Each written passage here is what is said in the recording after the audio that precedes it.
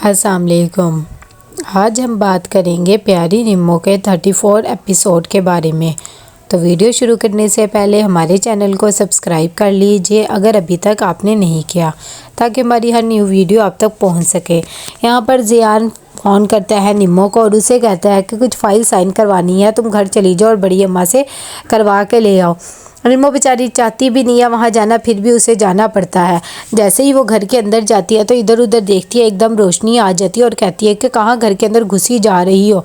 तो वह कहती है कि मुझे ज़ियान साहब ने भेजा है फ़ाइल पर साइन करवाने के लिए। जब ये बात रोशनी सुनती है तो वो कहती है कि अच्छा ठीक है, ऊपर उनका रूम है वहीं पर जाना और इधर उधर ना जाना। तो निम्मो कह देती है चले ठीक है। जैसे ही वो ऊपर पहुंचती है उसे पता नहीं लगता, इतनी देर में उसकी नज़र पड़ जाती है अबान पे, जो कि गिटार बजा रहा होता है। निम्मो छुप के उसे देखने लग जाती है। तभी अबान को इस बात का पता नहीं लगता, इतनी देर में आलम वहाँ पर आ जाता है। वो उसे जैसे ही देखता है तो कहता है कि आप कौन और यहाँ पर क्या कर रही हो।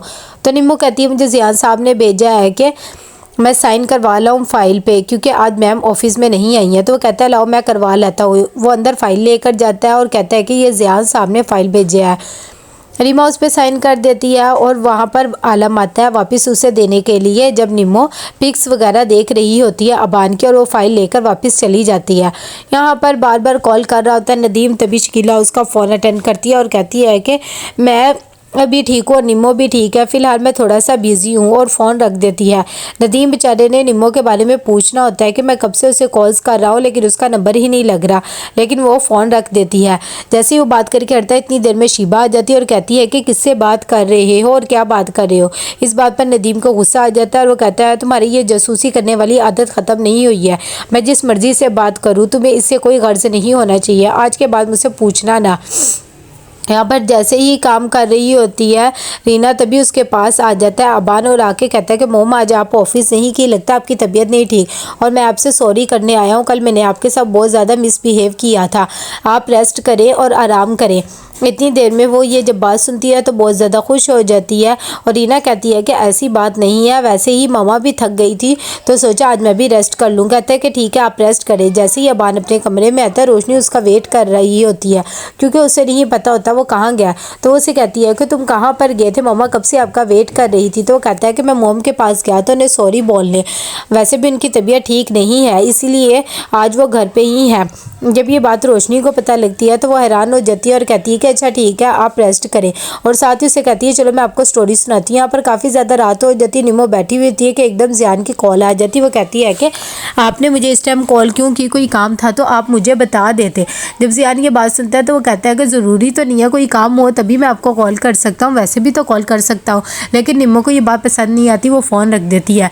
शिबा जैसे ही सुबह उठती है तो वो देखती है कि नदीम सोफ़े पे सोया होता है, उसे ये बात बिल्कुल भी अच्छी नहीं लगती है। वो जाके उसे उठाती है तो नदीम बोलने लग जाता है और कहता है कि मैं जहाँ मर्जी सोऊं और वैसे भी मैं तुमसे कोई भी बात नहीं करना चाहता जो कुछ तुमने किया है। शिबा कहती है कि मैं तुमसे कितनी दफ़ा माफ़ी मांग लिया और बिनाल से भी मांग लिया, उसने मुझे माफ़ कर दिया, तुम मुझे माफ़ क्यों नहीं कर देते, इस अजियत से मुझे छुटकारा दे दो।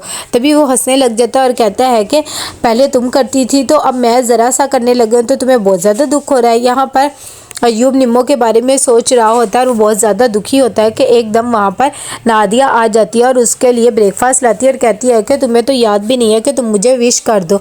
जब ये बात अयूब को पता लगती है तो कहता है कि आज क्या, तो कहती है कि मेरी बर्थडे है। अयूब कहता है कि ओहो मैं तो भूल ही गया था, चलो आओ तुम्हारे लिए एक अच्छा सा केक लाते हैं और शॉपिंग वगैरह भी करते हैं। लेकिन वो कहती है कि मुझे इन सब चीज़ों की ज़रूरत नहीं है, अगर तुम मुझे विश कर देते तो मेरे लिए यही बहुत होना। तो वो यहाँ से कह के चल जाती है। यहाँ पर तायरा निम्मो को बुलाती है और उसे कहती है कि फिर तुमने क्या सोचा है शादी के बारे में, अयूब मुझे बार बार कॉल कर रहा है।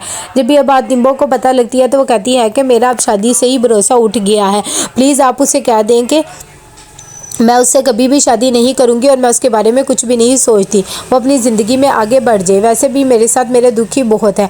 तायरा कहती है कि ऐसी बात नहीं करनी चाहिए, तुम्हें भी ज़िंदगी जीने का पूरा हक है और तुम ये सब चीज़ों के बारे में ना सोचो। यहाँ पे अयूब जाता है अपनी मामा की बात सुनने, तभी वो कहता है कि आपने मुझे बुलाया, खैर तो है ना। उसकी अम्मी कहती है हाँ मैंने बुलाया, तुम कहाँ बिजी रहते हो, और हम सोच रहे हैं कि नादिया से तुम्हारी शादी तय कर दे इसी हफ्ते, वैसे भी तुम्हारी शादी करनी तो है ही है ना। उसके अब्बू भी इस बात पे इत्तेफाक करते हैं और कहते हैं तुम हमारे इकलौते बेटे हो, नादिया बहुत ही अच्छी लड़की है। जब ये बात अयूब सुनता है तो वो कहता है कि मैं आपको कितनी दफ़ा बता चुका हूँ कि मैं शादी करूँगा तो सिर्फ और सिर्फ निम्मो से ही करूँगा, और इसके अलावा किसी से भी शादी नहीं करूँगा, मैं उससे बहुत ज़्यादा मोहब्बत करता हूँ, उसके बगैर मर जाऊँगा। ये सब बातें नादिया भी सुन लेती है। यहाँ पर रीना बहुत ज़्यादा परेशान होती है कि उसने निम्मो को कहाँ पे देखा है। उसे अचानक याद आता है कि जो अब्बा ने पेंटिंग बनाई थी उसमें देखा था। वो फ़ौरन उसके रूम में जाती है और देखने लग जाती है। इतनी देर में अबान और रोशनी भी वहाँ पे आ जाते हैं। वो उसके बारे में पूछते हैं कि आप यहाँ पर क्या कर रही हैं, तो कहती है कि मैं तो सिर्फ सफाई वगैरह करवा रही थी, और साथ ही वो कहती है कि मुझसे मिलने आओ रोशनी, मैंने तुम्हें बहुत ज़्यादा ज़रूरी बात करनी है। वो ये कह के चली जाती है। रोशनी उसके रूम में जाती है और कहती है भाभी खैर तो है ना, आप क्या बात है। तो कहती है कि अब्बान ने कुछ दिन पहले एक लड़की की तस्वीर बनाई थी, वो लड़की हमारे ऑफिस में काम करती है, तुम उसका पता लगवाओ। यहाँ पर आती है शीबा मनाल के पास और उससे फिर से एक दफ़ा प्यार और मोहब्बत से बातें करने लग जाती है। किरण आती है निम्मो के पास और उसे कहती है क्या तुम इतनी परेशान क्यों रहती हो, तुम्हें सोचना चाहिए अपनी ज़िंदगी के बारे में। तभी निम्मो कहती है कि मैं कुछ भी बात नहीं करना चाहती। उसे कहती है बाहर कोई औरत तुम्हें बुलाने आई है। निम्मो जैसे ही बाहर आती है तो उसे लगता है शायद मामी होगी, लेकिन वो नादिया आती है और कहती है कि तुम अयूब का पीछा क्यों नहीं छोड़ देती हो, आखिर क्या तुम्हारा और अयूब का रिश्ता है। निम्मो कहती है कि मेरा उसका कोई भी रिश्ता नहीं है और मैं उसे कब की छोड़ चुकी हूँ। नादिया कहती है कि मुझे पता है छोड़ चुकी, लेकिन उसके दिलो दिमाग पे तो तुम ही कब्जा करके बैठी हो ना। यहाँ पर जैसे ही नदीम आता है घर, तभी वो पूछता है कि कहाँ पर है मिनाल, तो उसे पता लगता है कि शीबा लेकर गई। जैसे शीबा लाती है तो वो फौरन मिनाल को फरीदा को दे देता है और कहता है कि इसे अंदर ले जाओ, और जाकर उसे बहुत ज़्यादा बातें सुनाता है और कहता है कि तुम्हारी हिम्मत कैसे हुई कि तुम मेरी बेटी को लेके जाओ, आज के बाद मैं ना देखूँ तुम मिनाल के करीब भी आओ। शिबा फिर से उससे माफ़ी मांगती है, लेकिन नदीम बहुत रूडली बिहेवियर करता है। यहाँ पर तायरा से मिलने आती है रीना, तभी उसे कहती है कि मैडम कोई बात थी तो आप मुझे बुला लेती, क्या बात है। तभी वो कहती है कि नहीं काम मेरा था तो मैं ही आई हूँ ना। तो कैसा लगा आपको ये एपिसोड, लाइक कमेंट शेयर करके लाजमी बताइएगा। अल्लाह हाफिज़।